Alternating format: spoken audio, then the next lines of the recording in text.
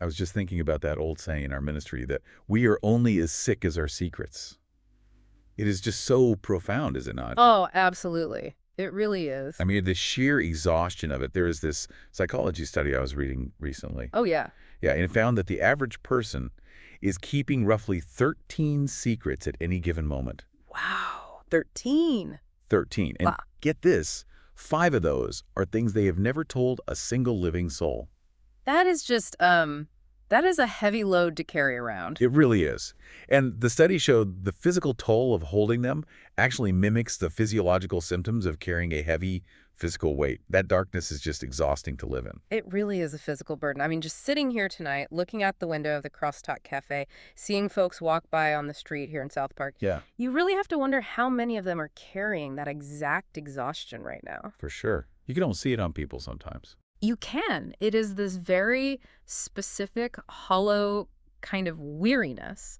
It comes from the relentless daily grind of pretending everything is perfectly fine when on the inside, the foundation is completely crumbling. And that is exactly who we are speaking to today.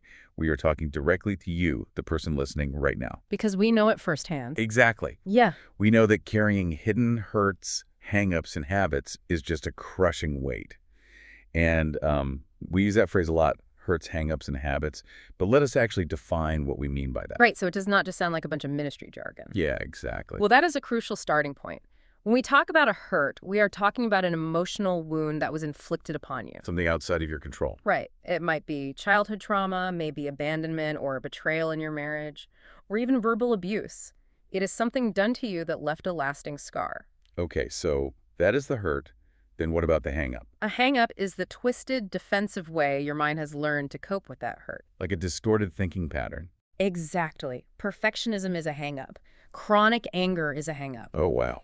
The desperate need to control every situation so you do not get hurt again, that is a massive hang-up. Right. And then the habit is the behavior you engage in to numb the pain of the hurt and the exhaustion of the hang-up. Yes, it is the addiction. And an addiction does not just mean chemicals, right? I mean, it can be alcohol or pills, absolutely, but it can be other things too. Oh, for sure. It can be gambling, compulsive shopping, pornography. Doom scrolling on your phone for 6 hours a night. Yeah, even workaholism. The habit is basically the escape hatch. But to keep that escape hatch a secret, you have to build a facade. You wake up, you put on the mask, you paste on the smile, and you go out into the world desperately hoping that no one sees the cracks. And the neurological energy it takes to maintain that facade is just astronomical. It has to be exhausting for the brain. It is. When you are hiding a deep trauma or a destructive habit, your brain is essentially constantly operating in a state of high alert. Like fight or flight. Exactly. Your amygdala, which is the fear center of your brain, is always scanning the environment for threats. Like, did I leave that browser window open? Right. Or, did my spouse smell my breath? Did my boss notice the discrepancy in the account? Did I contradict the lie I told last week? Yes. Your brain is constantly burning glucose, pumping this slow, steady drip of cortisol into your system just to manage the narrative. You are living a completely divided life. Let us imagine a guy, let's call him David. Okay, David. To the outside world, David is crushing it. He coaches his daughter's soccer team. He just got promoted at work. He volunteers. Sounds like a great guy. Right. But David has a crippling pill addiction and $40,000 of secret debt that his wife has absolutely no idea about. Oh, man. So there's the David presented to the world, and then there's the David in the quiet moments at 2 a.m. when he is staring at the ceiling, completely alone and terrified. But distance between those two versions of David is just a breeding ground for profound anxiety. It drains every ounce of vitality. And this is exactly where the saying, "We are as sick as our secrets," moves from just a catchy slogan to a really grim reality. Yeah, because we have to understand the psychology of secrecy here. Right. Secrets do not just hide our pain in a dormant state.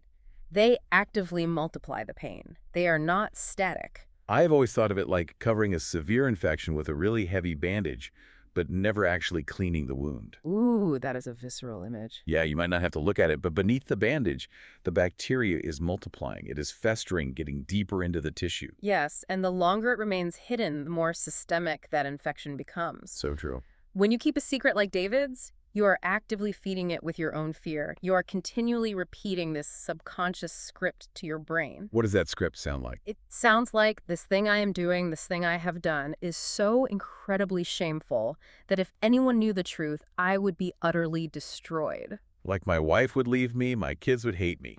Exactly. My friends would turn their backs. And that core belief fundamentally isolates you. It cuts you off from everyone. It severs you from the very community and connection that are biologically and spiritually required for human healing. You become entirely convinced of your own unique brokenness.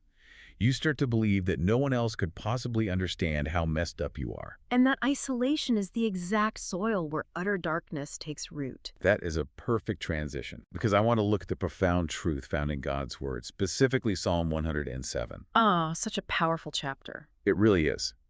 The imagery used to describe this state of being is striking. It says they cried to the Lord in their trouble, and He saved them from their distress. Right. He brought them out of darkness, the utter darkness, and broke away their chains.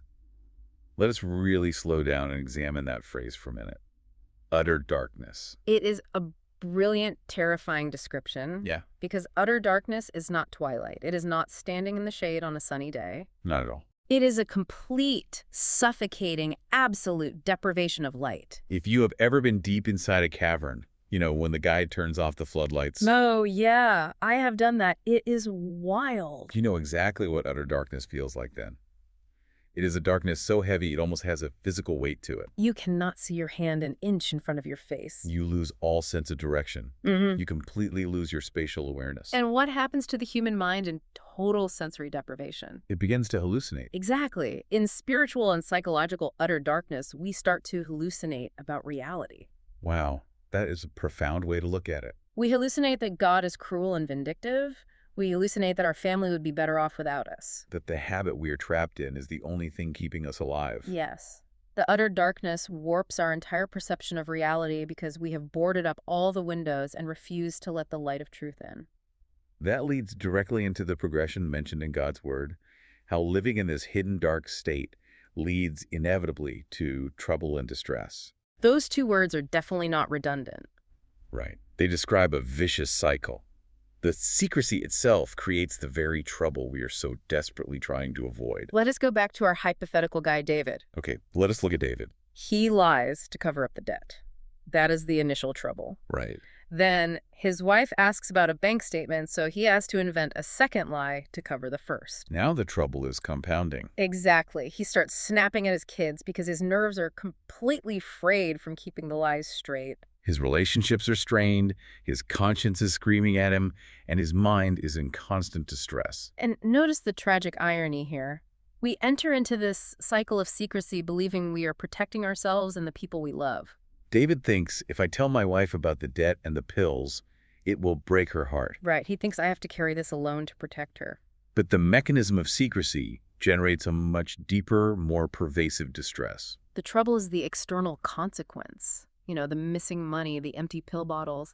But the distress is the internal, agonizing mental state of being trapped in that cavern, completely lost in the utter darkness. It makes me think about the day-to-day physical and emotional reality of this. Carrying a secret is like wearing a heavy, invisible backpack full of massive, jagged rocks. Let us say one rock is the shame of a childhood trauma. And another rock is the credit card debt. Another rock is the affair you had 5 years ago. You strap this 80-pound invisible backpack on every single morning. But because nobody else can see it, they have no idea why you are moving so slowly. They wonder why you are so exhausted by 3 in the afternoon. Or why you are so irritable.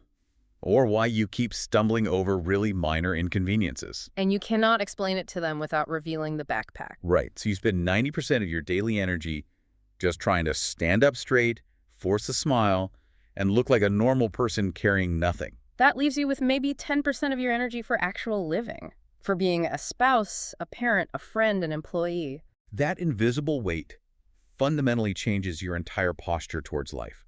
You become hyper-defensive. Oh, absolutely. You pull away from people who try to get too close emotionally because you are terrified they might bump into you and hear the rocks rattling around in the bag. Yeah, that fear of being found out is paralyzing. So here is a critical question for you to consider right now. How does this constant daily performance of saying, I am fine, actually deepen the utter darkness we feel inside? Well, it deepens the darkness because every single performance reinforces the core lie of shame. And shame is very different from guilt. Very different. Guilt says, I made a mistake. Shame says, I am a mistake. Oh, that is a huge distinction. Shame tells you that if people saw the real you, they would recoil in horror and reject you. So every time you perform the I am fine routine while secretly carrying those rocks, you're subtly confirming to your own subconscious that your true, authentic self is entirely unacceptable. You are abandoning yourself in the dark. Precisely. You are leaving your true self locked in the basement while you send a polished representative upstairs to interact with the world.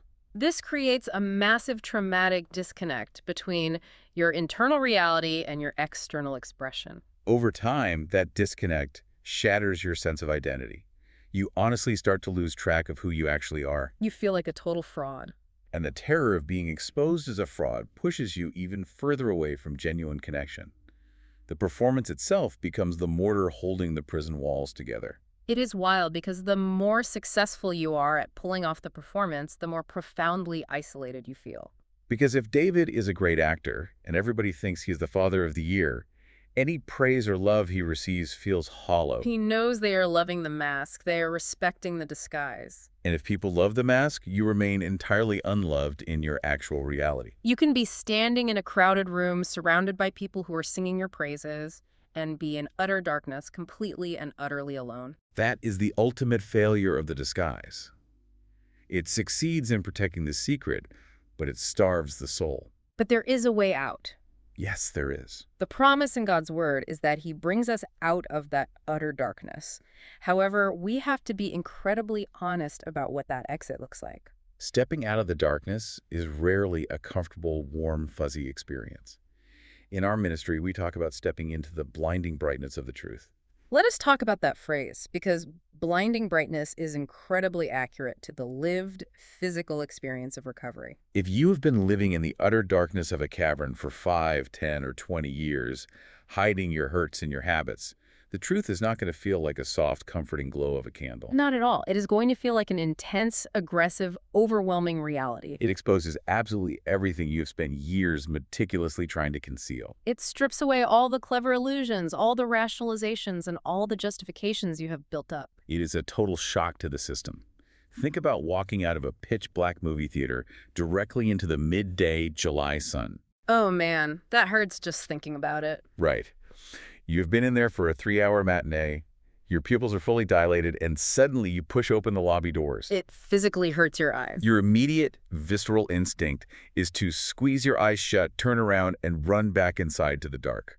Because the dark is what you know. Right. This brings up a massive paradox that we really need to address directly, because if you are listening to this and feeling a pull toward the truth, you are also probably feeling terrified. It is the paradox of relief and fear. When you first contemplate letting go of your secret, taking off the backpack, there is a promise of immense relief. But sitting right next to that relief is absolute, paralyzing terror.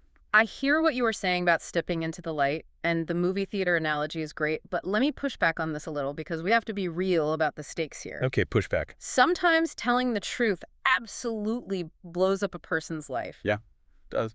If our guy David takes his wife by the hands tonight and tells her he has blown $40,000 on pills and they are facing foreclosure, well, she might leave him. He might lose custody of his kids. He might lose his job if his employer finds out. So how do you convince someone that the blinding brightness is actually worth it when stepping into it might cost them literally everything they hold dear? That is probably the hardest question in recovery, and we cannot minimize the reality of collateral damage. You are right. The truth has consequences. David's wife has a right to her reaction. Absolutely. But we have to look at the alternative. What happens if David stays in the dark theater? He is already losing his soul. The stress is killing his body. The addiction will eventually bankrupt them completely, or worse, it will cost him his life. The dark is miserable, and it is fatal. But it is a misery David knows how to navigate. The light is unknown, and the exposure feels incredibly dangerous because it requires a total surrender of control. In the dark, even if you are a prisoner, you are at least the warden of your own cell. You get to decide who comes in and what they see. Exactly. In the blinding brightness of the truth, you have to surrender that control. You have to admit that you are powerless over your hurts, hang-ups, and habits, and that your life has become unmanageable. That admission is terrifying. It is. But here is the beautiful, profound reassurance we find in the truth of who God is. God is a gentleman. I've always loved that description. God is a gentleman. We have to contrast the terrifying intensity of the blinding light with the profound, infinite gentleness of the rescuer. God is standing right there in the utter darkness with you. He is reaching his hand out to you, offering to lead you out into the light.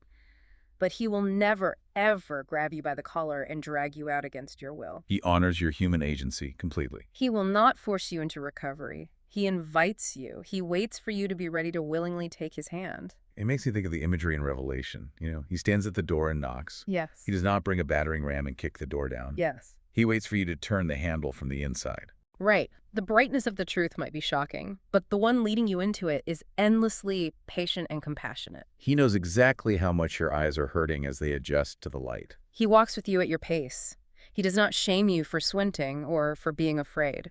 So if God is a gentleman who will not force us, how does a person actually find the courage to willingly step into a brightness that they know is going to hurt their eyes and potentially upend their entire life? Courage in this context is rarely born out of sudden, heroic bravery. No, usually it is not. It is almost always born out of absolute desperation.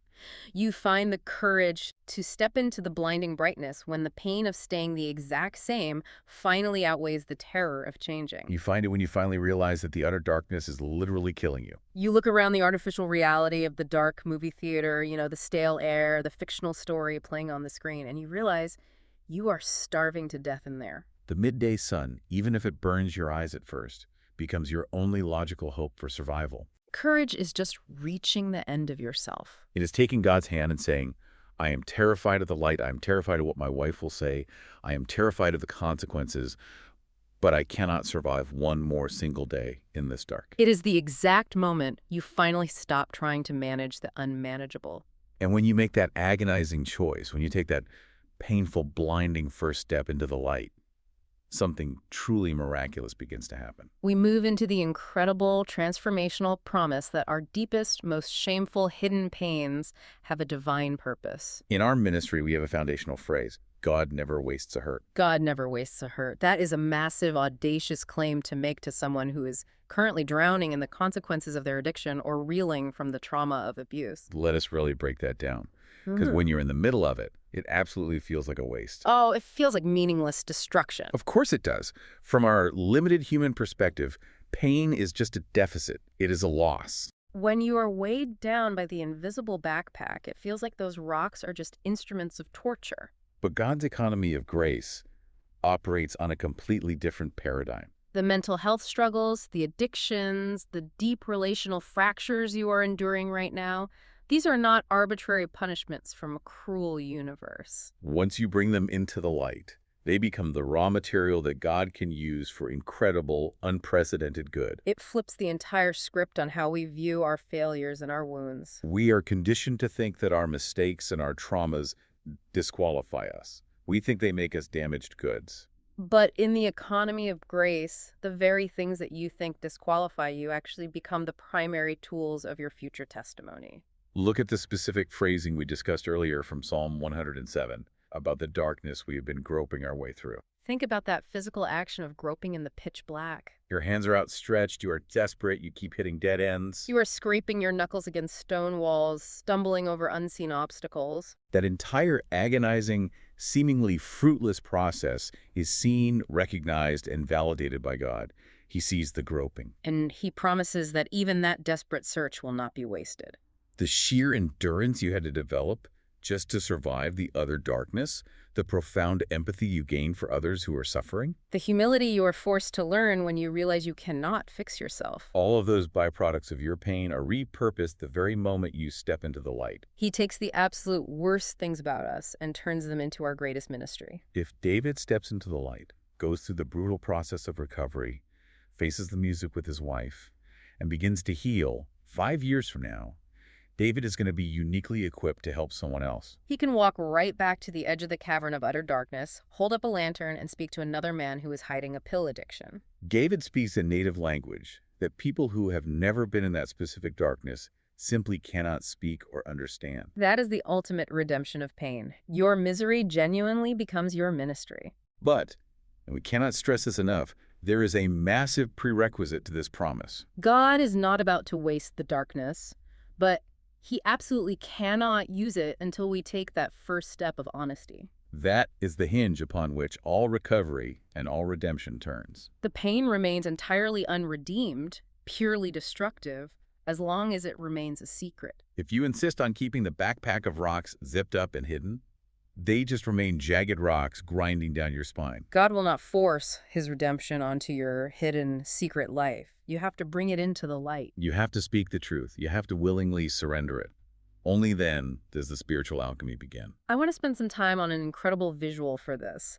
Think about the ancient Japanese art form of kintsugi. Oh, I love kintsugi. This started back in the 15th century when a shogun broke his favorite tea bowl. Right, and he sent it off to be repaired. And it came back stapled together with these ugly, clumsy metal staples. It was functional, but it was hideous. Exactly. The craftsmen of the time knew there had to be a better way to honor the brokenness. So they developed kintsugi, where broken pottery is repaired using a special tree sap lacquer mixed with powdered gold, silver, or platinum. It is a stunning, meticulous process. It really is. They do not just slap some glue on it. They carefully take the broken shards, clean them, and piece them back together with this resin. And here's the fascinating part. The resin takes weeks, sometimes months, to cure properly. It is a slow, deliberate process of healing. And the gold powder is applied on top of the lacquer. The cracks are not hidden. They are intentionally illuminated. The healed bowl is considered infinitely more beautiful and significantly more valuable because it has been broken and repaired. What a perfect visualization of what God does with the human soul. When we bring our shattered lives to him, he does not use ugly metal staples. He does not just quickly glue us back together, paint over the cracks, and tell us to pretend we were never broken. That would just be sending us back out to maintain the facade. Instead, he fills the deep fractures with gold. The scars become the testimony. The places where you were most violently shattered become the exact places where his grace and his power shine the brightest. But here is the catch with kintsugi and with our own healing. How can the master potter repair the bowl with gold if we stubbornly refuse to take the broken pieces out of the drawer and place them on the table? He cannot. And that is why the secrecy we talked about at the beginning is so utterly, fatally destructive. By hiding the broken pieces of your life in the dark, locked drawer of your mind, you are actively denying the master potter access to them. You are looking at the shattered fragments of your marriage, your integrity, or your childhood, and you are deciding, these pieces are too ugly, too shameful, too dirty. I have to hide them forever. Meanwhile, God is standing right there at the work table with the gold, waiting. Exactly. Taking the pieces out of a drawer and laying them on the table is the terrifying act of vulnerability we've been talking about. It is looking at him and saying, here I am. Here is the massive mess I have made. Here are the terrible things that were done to me. It is all broken and I cannot fix it. It is only in that moment of complete, unvarnished exposure and surrender that the healing, transforming work can finally begin. It requires complete surrender. And that brings us to the ultimate solution. It brings us back to the specific action described in God's word. They cried to the Lord in their trouble, and he saved them from their distress. That is the catalyst. That is where it all starts. Let's emphasize the specific action there. They cried to the Lord. Notice it does not say they formulated a strategic 10-point plan.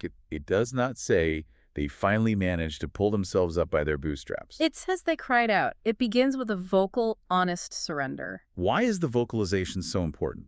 What is the actual mechanism of change when we use our physical voice to confess a secret? There is profound psychological and spiritual power in breaking the silence.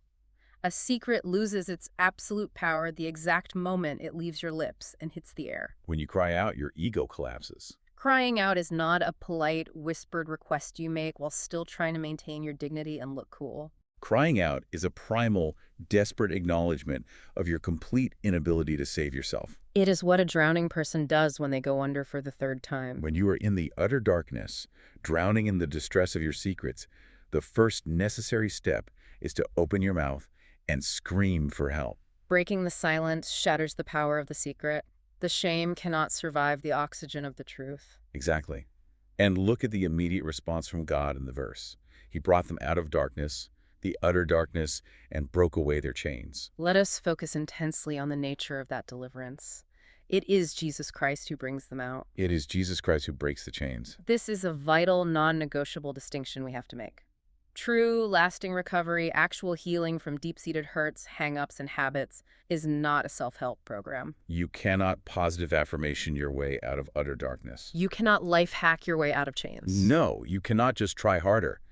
If trying harder actually worked, we would have all fixed ourselves a long, long time ago. The chains of a chemical addiction, the chains of profound, unresolved childhood trauma, the chains of deeply ingrained destructive habits, these structural bonds are significantly stronger than human willpower. They require a power entirely outside of and greater than ourselves to break them. When we cry out, Jesus steps into the utter darkness, takes our hand, and accomplishes what we are entirely biologically and spiritually incapable of doing for ourselves. I love that the scripture says he broke away their chains. It does not say he loosened them so we could wiggle out. It does not say he handed us a key. He broke them. There is a brutal finality to the way Jesus defeats the shadow of death in our lives. You're talking about the vast difference between simply picking a lock and breaking a chain permanently. Let us explore that difference because it changes how we view our freedom. If you are chained to a wall in the utter darkness and you somehow manage to quietly pick the lock on the cuff, you are free for the moment. But the lock still exists. The mechanism of bondage is still fully intact. It can be snapped shut on your wrist again at any second. If you pick the lock, you spend the rest of your life walking around in terror, looking over your shoulder, terrified that the guard is going to come back and lock you up again. Which is exactly how so many people live when they try to white-knuckle their way through sobriety or behavior modification without actually surrendering to Jesus. They are just lockpickers walking around waiting to get caught again. Precisely. But when chains are broken, when the iron is physically shattered by a greater force, the binding element is permanently destroyed. The mechanism of bondage is eliminated. Now, does that mean you will never face temptation again? Absolutely not. Does it mean the trauma vanishes from your memory? No. But it means the structural authority that the darkness held over your life has been completely demolished by Jesus Christ. You are no longer a prisoner orchestrating a tense escape. You are a free person learning how to walk and breathe in the blinding brightness of liberty. We spend years, sometimes decades, sitting in the utter darkness trying to quietly pick the lock on our own chains. We use a bent paperclip of self-help books, a bobby pin of New Year's resolutions. We hold our breath, hoping we can just slip out of the addiction or the depression quietly, without ever having to make a noise, without ever having to admit to anyone that we were chained to begin with.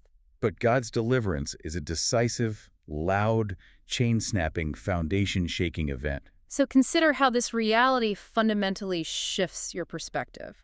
When you realize that Jesus is the one who shatters the chains, how does that completely change the way you view your own inability to fix yourself? It completely removes the crushing burden of self-salvation. When you finally accept that breaking the chains is Jesus' job, not yours, your entire posture shifts from exhausted, white-knuckled striving to peaceful, open-handed surrender. Your inability to fix yourself is no longer a shameful, dark secret you have to hide. It is the very prerequisite for experiencing his immense power.